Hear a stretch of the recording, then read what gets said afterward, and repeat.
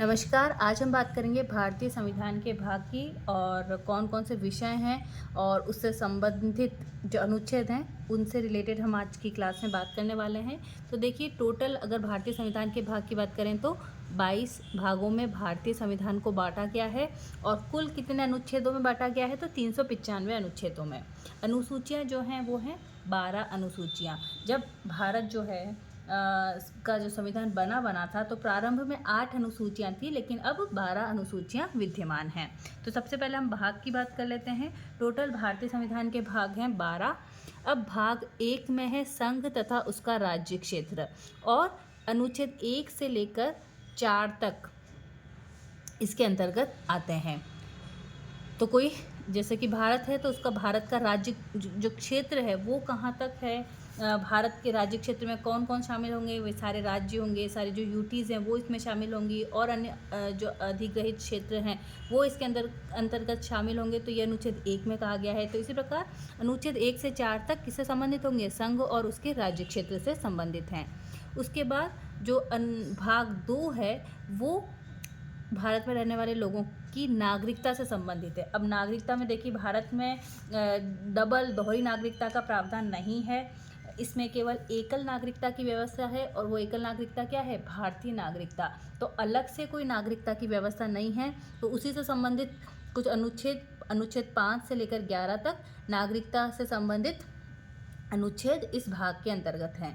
फिर भाग 3 में मौलिक अधिकार जो फंडामेंटल राइट्स हैं वो भाग 3 में अनुच्छेद 12 से 35 तक हैं।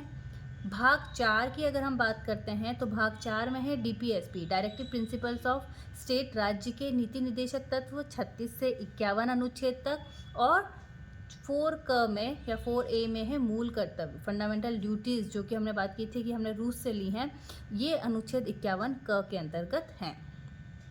ये 4 तो हो गए।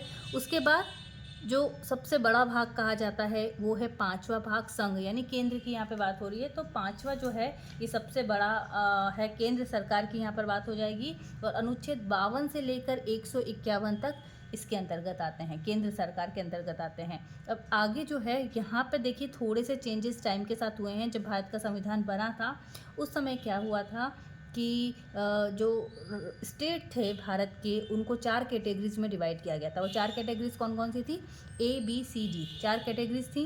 तो जो छठा भाग था वो राज्य से संबंधित था। जो 7वां भाग था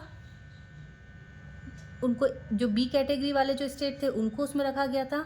8वें में सी कैटेगरी वाले थे और जो 9वां भाग था उसमें डी कैटेगरी के स्टेट्स रखे गए थे। लेकिन बाद में समय के साथ ये जो ABCD जो 4 कैटेगरीज हैं इनको समाप्त कर दिया गया और 6 और 7 को ज्वाइन कर दिया गया और 8 और 9 को ज्वाइन कर दिया गया। तो यहाँ पर जो 7 था उसे निरस्त कर दिया और इसी प्रकार 9 वाला जो था वो भी निरस्त कर दिया। छठा जो भाग है वो क्या हो गया, राज्य से संबंधित।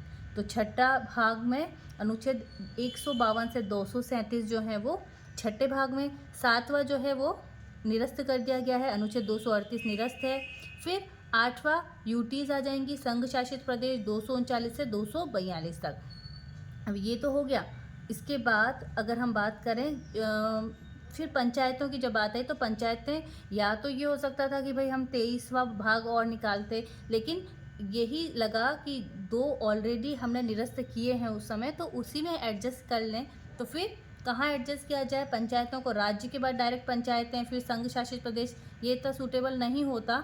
तो संविधान निर्माताओं के द्वारा फिर बाद में ये पंचायतें तो बहुत बाद में जुड़ी हैं, 73वें 74वें संविधान संशोधन के द्वारा जुड़ी हैं, तो इन्हें भाग 9 में बाद में जोड़ा गया है। पंचायतें 243। अब एक ही हमारे पास अनुच्छेद था तो देखिए ये रबड़ की तरह लचीला अनुच्छेद कहा जाता है 243 को। क्यों, क्योंकि अनुच्छेद 243 फिर O तक, फिर इसमें नगरपालिका और सहकारिता से संबंधित, तो ये 243 ZT तक है। हम डिटेल में इसमें आगे चर्चा करेंगे। फिर अनुच्छेद 10 जो है वो अनुसूचित और जनजातीय क्षेत्र से संबंधित है 244। जो 11वां और 12वां है वो ध्यान रखें संघ और राज्य के संबंध को बताता है। 11 और 12 क्या बताते हैं, संघ और राज्यों के संबंध। तो जो 11वां भाग है वो संघ और राज्यों के विधायी और प्रशासनिक संबंधों को बताता है। इसमें अनुच्छेद है 243 से 63 तक। और जो 12वां भाग है वो संघ और राज्य के बीच में आप ध्यान रखें, वित्त से संबंधित या संपत्ति से संबंधित जो संबंध हैं वो 264 से 300 क के अंतर्गत भाग 12 में है। भाग 13 जो है वो अंतर्राज्यीय व्यापार, ठीक है, जो इंटर स्टेट में जो बिजनेस और वाणिज्य समागम हैं वो 13 के अंतर्गत है। भाग 13 में 301 से 307। 14वां जो कि हम कह सकते हैं जो गवर्नमेंट जॉब से रिलेटेड जितनी भी सर्विसेज हैं वो इस भाग 14 के अंतर्गत आती हैं। संघ और राज्यों के अधीन सेवाएं 308 से 323, चाहे यूपीएससी की हम बात कर लें, आरपीएससी की बात कर लें, तो इन एग्ज़ाम्स से संबंधित जो सरकारी हैं उनसे संबंधित सेवाएं इसके अंतर्गत आएंगी। और 14 का न्यायाधिकरण आ जाएगा इसके अंतर्गत। और उसके बाद हम बात करते हैं 15 चुनाव इलेक्शन से रिलेटेड भाग 15 निर्वाचन 324 से 329 का।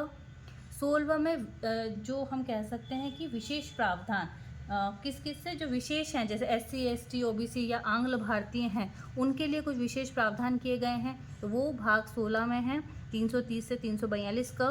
17 ध्यान रखें इम्पॉर्टेंट है। 17 हमारा है राजभाषा से संबंधित 343 से 351। फिर 18वां भाग आपातकालीन उपबंध, ठीक है, 352 से 360 हम पढ़ते ही हैं ये भी। फिर 19वां मिसलेनियस प्रकीर्ण जो है वो 361 से 367 तक है। भाग 20 भी बहुत महत्वपूर्ण है, जो अमेंडमेंट्स जो होते हैं संविधान संशोधन वो 368 अनुच्छेद और भाग 20 में है।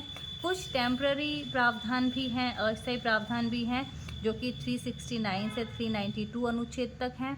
और जो 22वां भाग है वो संक्षिप्त नाम या हिंदी अनुवाद, निरसन, ये सभी जो हैं वो भाग 22 के अंतर्गत आएंगे और अनुच्छेद 393 टू 395।